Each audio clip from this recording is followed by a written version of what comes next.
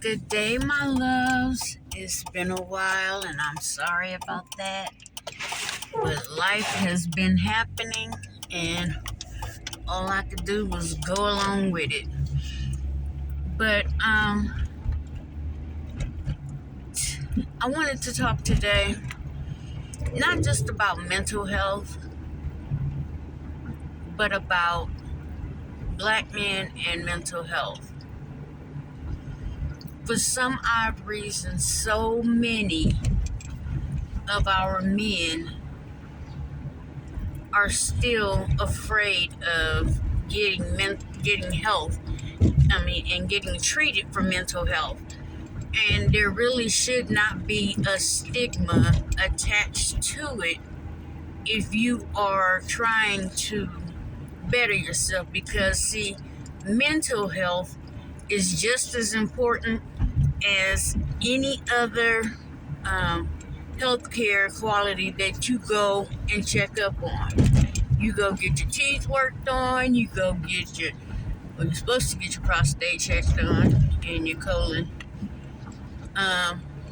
But your heart hurt, you go to a cardiologist. Your stomach hurts, you go to an enterologist or a gastrologist or whatever that may be. But the point is, you go get help for that.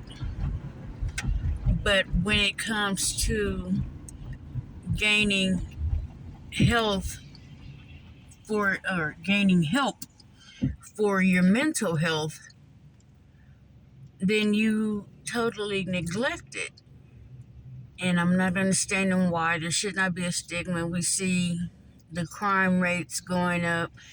And let's be honest, a lot of us out here nowadays, men and women, I say my age group and older, and when I say that, I mean like mid to late 30s into, let's say, early 60s or mid 50s. We grew up in the crack era. Many of us truly need some mental health for that fact alone, for the fact that we even survived. A lot of us, I can't necessarily include myself in this statistic, but I say us as a collective. But a lot of us, we grew up having parents who became addicted, who were arrested for being addicted,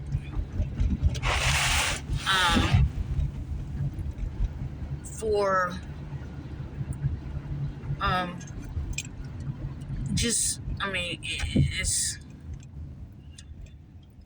it's been so much, houses rushed into and raided because of the addiction. There were some folks that were delivering, but more so they were hitting the victims. Now you see this opioid quote unquote crisis. But and then also in addition, I should say, I'm sorry for stumbling, but in addition to that, we also grew up during the gang war era, where these gangs were shooting up funerals, they were shooting up schools, they were shooting up houses. Your grandparents' house wasn't safe. None of this. All of this was just, it was just craziness. It was just mad craziness going on, and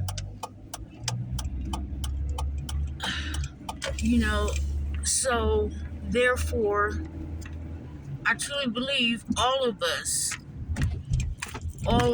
need to be or need to have some kind of mental health check and a therapist to help us to, I guess, de-regulate or de-escalate or, whatever, to get us out of that gang mindset, that lifestyle that we live, because see, a lot of people, a lot of these newer age people, they won't ever understand the things that we had to go through just to survive. They won't understand it. You can try to explain it to them, but they won't understand it.